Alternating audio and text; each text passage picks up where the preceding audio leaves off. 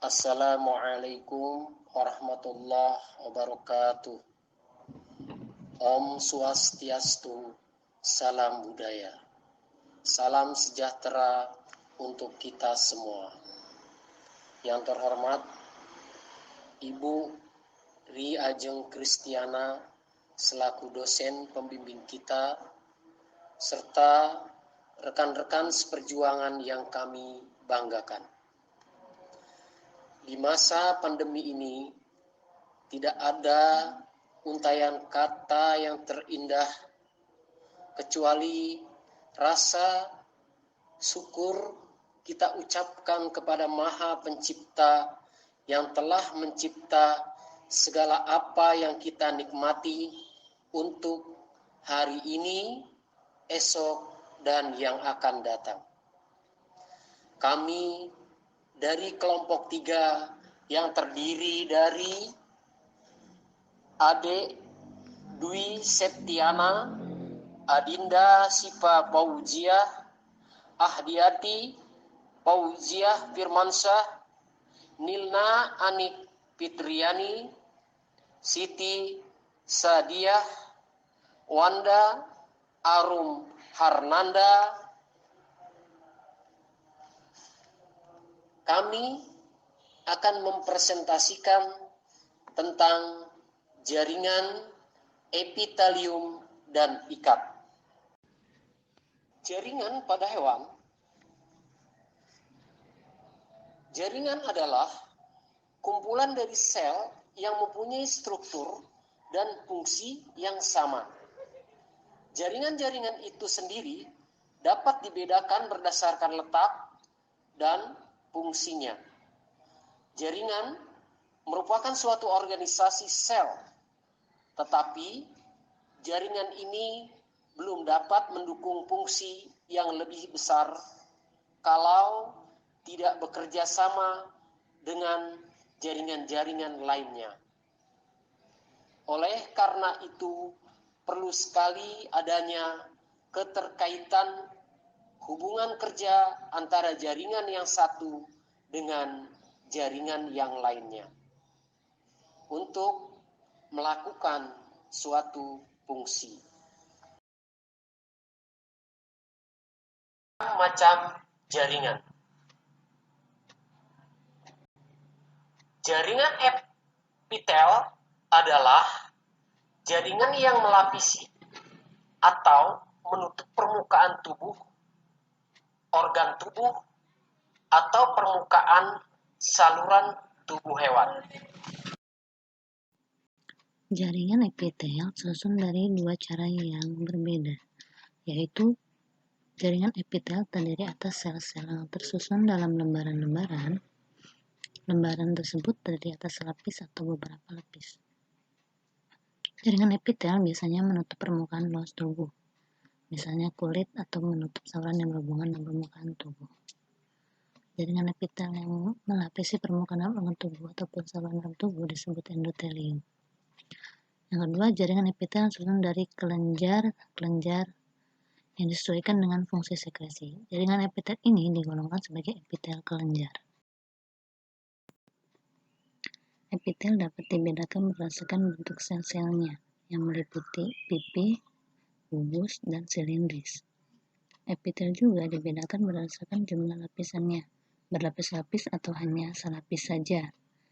Jaringan epitel yang berlapis-lapis terdapat pada organ yang langsung berhadapan dengan lingkungan luar, sedangkan epitel selapis terdapat pada organ yang aktif melakukan proses difusi seperti dinding kapiler darah. Berdasarkan bentuk dan susunannya, jaringan epitel dibedakan menjadi macam-macam, yaitu yang pertama epitel pipih selapis. Pipih selapis berbentuk tipis, pipih dalam satu lapis, semi-permeable, terdapat pada pembuluh darah limfa, kapsul glomerulus, alveolus, saluran kecil kelenjar, selaput bagian dalam telinga, peritoneum, dan pleura. Epitel pipih selapis berfungsi sebagai peran utama dalam pertukaran zat masuk dan keluar jaringan tertentu. yang dalam kata lain sebagai difusi oksigen dan karbon dioksida filtrasi darah. Yang kedua, epitel pipih berlapis banyak. Bentuk selnya pipih tersusun berlapis-lapis. Terdapat pada epidermis, vagina, esofagus, anus, dan ujung distal uretra. Epitel ini berfungsi sebagai pelindung mekanik, mencegah masuknya patogen penyebab penyakit, dan meminimalkan terjadinya penguapan, atau disebut sebagai perlindungan atau proteksi. Epitel kubus selapis berbentuk kubus, tersusun dalam satu lapis, terdapat pada permukaan ovarium, permukaan lensa mata, epitel retina, dan tubula ginjal. Epitel kubus selapis berfungsi sebagai sekresi getah dan absorpsi zat. Selanjutnya, epitel kubus berlapis. Banyak bentuk selnya kubus, tersusun berlapis-lapis, melapisi saluran kelenjar.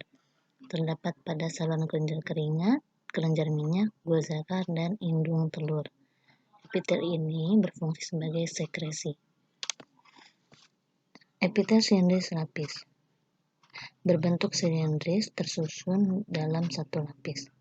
Terdapat pada lambung, jonjot usus, kelenjar pencernaan, kantong empedu, uterus, dan saluran uterus, serta saluran pernapasan bagian atas.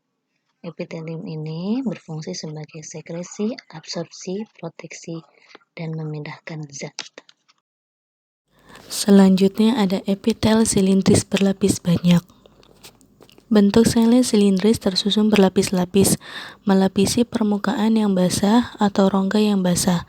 Terdapat pada laring, langit-langit mulut yang lunak, hulu faring, saluran kelenjar ludah, saluran susu, dan uretra. Berfungsi sebagai sekresi dan pergerakan. Lalu yang terakhir ada epitel transisional. Memiliki banyak lapisan dan bentuk yang berubah-ubah. Bila jaringan yang menggelembung, bentuknya berubah. Terdapat pada saluran pernapasan, kandung kemih, dan ureter. Jaringan ikat. Jaringan ikat adalah salah satu jenis jaringan penyusun tubuh hewan yang berfungsi mengikat dan menjaga struktur jaringan lain di sekitarnya. Jaringan ikat umumnya terdiri dari sel-sel yang terpisah dari satu sama lain dan terisi sebagian besar oleh material matriks ekstraseluler. Lalu selanjutnya ada fungsi jaringan ikat. Apa sih fungsi dari jaringan ikat itu? Yang pertama, sebagai penunjang tubuh dalam arti luas, misalnya kerangka tubuh. Yang kedua, sebagai penunjang serta pengantar pembuluh darah, pembuluh limfe, dan saraf masuk organ tubuh vital, misalnya otak, ginjal, hati, paru-paru, dan sebagainya. Yang ketiga, merupakan media antara pembuluh darah kapiler dengan sel-sel tubuh dalam mengantarkan zat makanan, zat asam, dan mengambil sisa metabolisme. Lalu yang terakhir, dapat berfungsi sebagai penimbun lemak atau sel lemak, pigmen atau sel pigmen, dan penghasil benda darah atau sel hemopoietik. Untuk berikutnya yaitu jaringan ikat itu diklarifikasikan menjadi dua macam, yaitu ada jaringan ikat embrional dan ada jaringan ikat dewasa. Jaringan ikat embrional ini dapat lagi dibagi menjadi dua, yaitu ada mesenkim dan jaringan ikat mukosa. Jaringan ikat dewasa juga dapat diklarifikasikan, yaitu ada jaringan ikat sejati, kartilago, tulang, dan jaringan vaskular. Nah, yang pertama yaitu ada jaringan ikat embrional. Di sini ada mesenkim. Mesenkim adalah jaringan ikat embrio yang kelak akan menumbuhkan jaringan ikat dewasa, pembuluh darah dan limfe dan otot polos. Secara histologis terdiri atas sel-sel mesenkim dan dasar matriks. Istilahnya jaringan ikat embrional itu jaringan dasar untuk membentuk jaringan ikat dewasa seperti itu. Terus jaringan ikat embrional yang kedua yaitu mukosa. Jaringan ikat mukosa atau berlendir dapat dianggap sebagai tahap perkembangan lanjut dari mesenkim. Fibril sudah mulai terbentuk pada matriks yang berkonsistensi gel. Bisa dilihat pada gambar. Jadi jaringan ikat embrional itu seperti suatu dasar untuk membentuk ke tahap berikutnya yaitu jaringan ikat dewasa. Nah, berikutnya dewasa tadi sudah disebutkan bahwa jaringan ikat dewasa itu ada jaringan ikat sejati, ada kartilago, tulang, dan jaringan vaskular. Jaringan ikat dewasa. Bentuk umum jaringan ikat dewasa jelas berbeda dari jaringan ikat embrio, karena fibril-fibril sudah membentuk serabut yang mudah diwarnai dan bahkan dapat dibedakan adanya 3 macam serabut. Selanjutnya, sel-selnya mulai berdiferensiasi menjadi sel-sel jaringan ikat dewasa yang cukup banyak macamnya. Matriks jaringan ikat dewasa sudah berbeda dan mengandung cairan jaringan yaitu tisu fluid. Ketentuan bagi jaringan ikat mensyaratkan adanya 3 unsur utama, yaitu 1. Adanya sel-sel fibroblast, adiposit, makrofag, plasma sel, sel mas, osteosit, kondrosit. Kemudian yang kedua yaitu serabut, kolagen, elastik, retikular, dan yang ketiga yaitu matriks. Sel-sel jaringan ikat. Yang pertama ada fibroblast, sering disebut juga fibrosit atau desmosit. Fibroblast merupakan sel-sel jaringan ikat tetap. Jumlahnya paling banyak dan mudah dikenali pada tiap bentuk jaringan ikat. Fungsi dari fibroblast yaitu membentuk serabut dan bahan dasar atau matriks. Fibroblast dikenal mampu membentuk serabut kolagen. Yang kedua ada histiosit, sering disebut plasmatosit atau makrofag tetap. Bersama fibroblast selalu terdapat pada jaringan ikat longgar. Bentuk selnya tidak teratur, penjuluran sel pendek dan tumpul, sedangkan intinya lebih kecil dan bulat dari fibroblast. Fungsi histiosit membersihkan benda asing dari luar atau dalam tubuh sendiri, misalnya sisa sel yang sudah mati. Yang ketiga ada sel plasma. Sel plasma jarang terdapat pada jaringan ikat biasa, sering terdapat pada jaringan ikat selaput lendir saluran pencernaan. Bentuk selnya lonjong, tidak teratur, lebih kecil dari histiosit, inti terletak eksentrik dengan kromatin jelas membentuk jalinan seperti roda. Fungsi sel plasma adalah penghasil utama zat kebal atau antibodi yang bersirkulasi berkat penelitian dengan teknik fluoresen antibodi. Yang keempat ada sel mas. Sel mas lazimnya terlihat pada jaringan ikat longgar, khususnya di sekitar pembuluh darah. Bentuk selnya besar, lonjong dengan inti agak pucat. Fungsi sel mas menghasilkan heparin atau antikoagulan, histamin, dan serotonin. Yang kelima yaitu sel lemak. Sel lemak terdapat pada jaringan lemak, bisa bersifat soliter atau mengelompok. Yang kelima yaitu sel lemak. Sel lemak terdapat pada jaringan lemak, bisa bersifat soliter atau mengelompok. Yang terakhir ada sel pigmen. Sel pigmen lazim disebut melanosit, dan pigmen yang berwarna coklat hitam disebut melanin. Melanosit banyak terdapat jaringan ikat berpigmen pada lapisan koroidea, mata, rambut, kulit, dan sebagainya. Serabut jaringan ikat. Yang pertama ada serabut kolagen. Serabut kolagen pada jaringan segar, fasia, tendon beraspek putih, karenanya disebut serabut putih atau white fiber, dan jumlahnya paling banyak. Sifat-sifat umumnya lentur atau fleksibel tapi susah diregang, dapat dicerna oleh pepsin lambung, tetapi sulit dicerna oleh tripsin yang alkalik.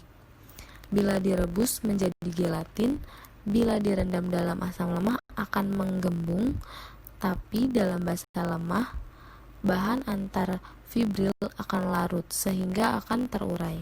Yang kedua, ada serabut elastin. Dalam keadaan segar, serabut elastin beraspek kuning.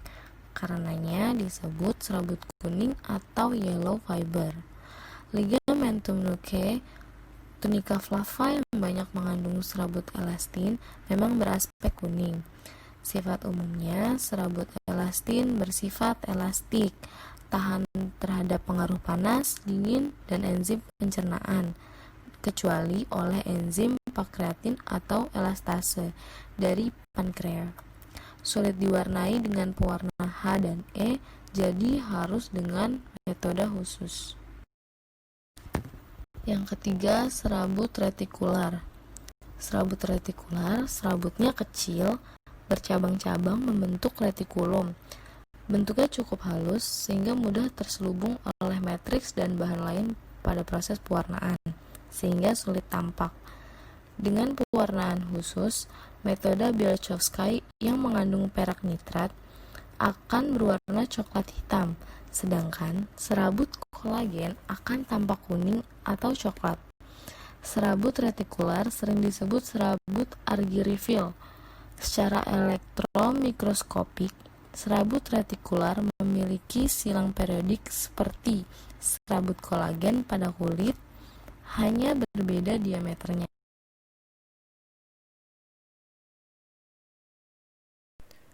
Bahan dasar atau matriks pada jaringan ikat sel-sel dan serabut terendam dalam bahan dasar yang bersifat amorf dan non-fibrilar.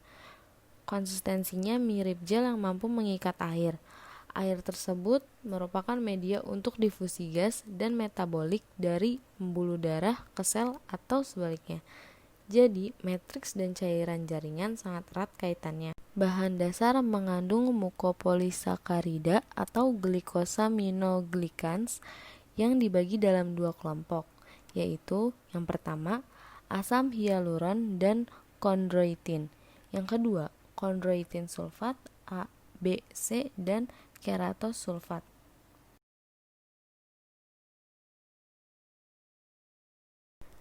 Jaringan ikat sejati. Yang pertama, ada jaringan ikat longgar, kedua, jaringan ikat padat teratur, ketiga, jaringan ikat padat tidak teratur, keempat, jaringan retikular, kelima, jaringan elastin, keenam, jaringan lemak, dan ketujuh, jaringan pigmen. 1. Jaringan ikat longgar.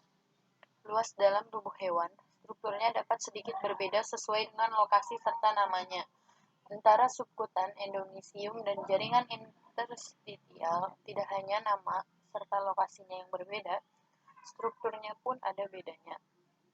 Bangun histologi selnya banyak dan bermacam-macam. Serabutnya sedikit dan bermacam-macam. Matrik atau bahan dasarnya cukup banyak. Pemberian nama jaringan ikat longgar tergantung pada tempatnya serta fungsinya. Misalnya subkutan terdapat di bawah kulit dan menghubungkan kulit dengan organ tubuh di bawahnya, merupakan tempat penimbunan sel-sel lemak. Endomysium merupakan jaringan ikat longgar yang menghubungkan serabut otot satu dengan lain sambil membawa pembuluh darah dan syaraf.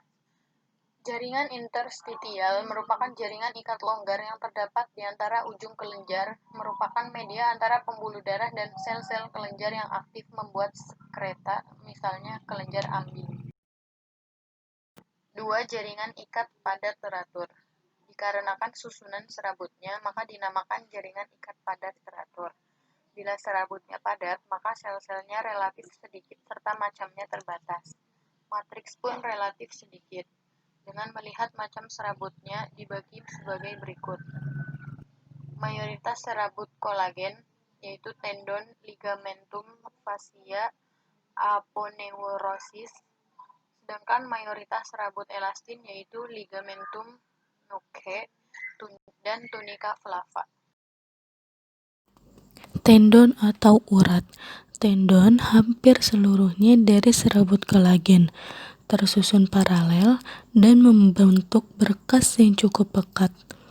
Di antara serabut kolagen yang membentuk berkas, terdapat fibroblast yang sering disebut sel tendon.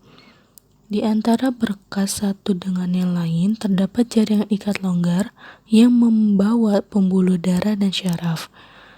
Jaringan tendon yang bersifat makroskopis sebenarnya merupakan gabungan sejumlah berkas serabut kolagen. Fungsi tendon sendiri merupakan alat untuk menghubungkan antara otot pada bungkul tulang, misalnya pada otot kaki yang mempunyai tendon yang cukup panjang. Lalu ada ligamentum. Secara struktural mirip dengan tendon, mayoritas terdiri atas serabut-serabut kolagen yang tersusun padat teratur sejajar. Fungsi ini sebagai pengikat persendian, menyeberang dari bungkul satu dengan bungkul tulang yang lain. Selanjutnya ada aponeurosis. Aponeurosis ini mirip dengan tendon dan ligamentum, hanya saja bentuknya lebar dan agak tipis. Susunan serabut kolagen yang sejajar dan padat dapat berlapis-lapis dengan arah yang berbeda. Aponeurosis kadang-kadang tampak membalut otot, terletak di antara otot, bisa tidak berhubungan dengan otot. Lalu yang terakhir ada fascia. Secara struktural, fascia dan aponeurosis mirip, sehingga kedua istilah tersebut sering dikacaukan pengertiannya. Sebenarnya istilah fascia lebih bersifat umum, bisa tebal dan bisa tipis, tergantung pada tempat serta fungsinya. Ada fascia yang hanya terdiri dari 2 lapis sehingga mudah dipelajari secara mikroskopik, tetapi ada pula yang tebal dan kuat. Semakin banyak lapis yang membentuk anyaman, semakin kuat fascia tersebut. Fascia superficialis terletak di bawah sebekutan, langsung membalut otot, di mana sel-selnya akan menyusup ke dalam fascia tersebut. Lalu ada fascia profunda, letaknya lebih dalam, terdiri atas jaringan ikat padat teratur membentuk anyaman dengan arah serabut berbeda. Di bagian dalam dapat bertaut pada tulang, ligamen, dan tendon. Fascia sering membentuk daun menyusup di antara otot membentuk septa intermuscularis.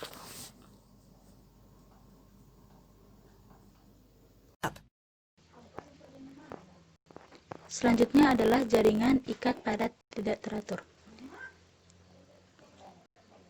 Kenapa disebut jaringan tidak teratur? Karena struktur serabut kolagen padat dan susunannya tidak teratur.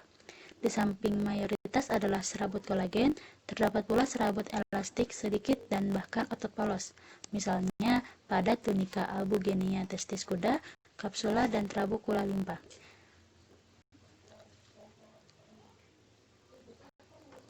Jaringan ikat padat tidak teratur dapat ditemukan pada corium atau kulit, tunica albugenia, kapsula, trabecula, septa, dan sebagainya.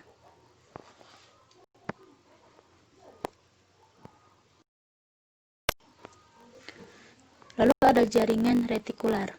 Jaringan retikular ini terdiri atas sel-sel retikular yang membuat jalinan dan serabut retikular yang menempel pada tubuh serta penjuluran sel yang saling berhubungan.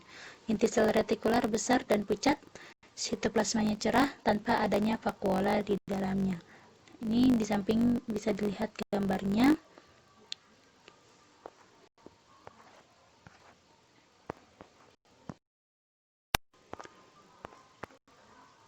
Lalu ada jaringan elastis. Serabut elastin ini berbeda dengan serabut kolagen karena tidak membentuk berkas, tetapi dapat bercabang-cabang dan saling beranastomose. Misalnya pada arteria pulmonaris kuda. Jaringan elastin ini dapat tampil sebagai lamina elastika interna dan eksterna pada arteria tipe elastin. Misalnya pada aorta dan cabang-cabang utamanya. Arterianya tipe otot. Pada paru-paru, jaringan elastin mempunyai peran cukup penting, bahkan pada epiglotis sapi membentuk nodulus. Nah, ini di gambar itu jaringan elastin itu terdapat pada jantung.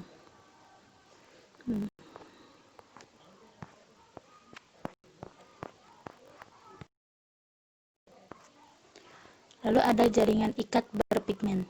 Jaringan ikat berpigmen ini memiliki sel-sel khusus yang mampu mensintesa serta menimbun pigmen. Selnya disebut melanosit, sedangkan pigmennya melanin dan warnanya coklat hitam. Bangun histologis, sel-selnya memiliki penjuluran dan dalam sitoplasma terdapat butir-butir melanin berbentuk pipi atau bulat dengan diameter 0,2 sampai 0,5 μm.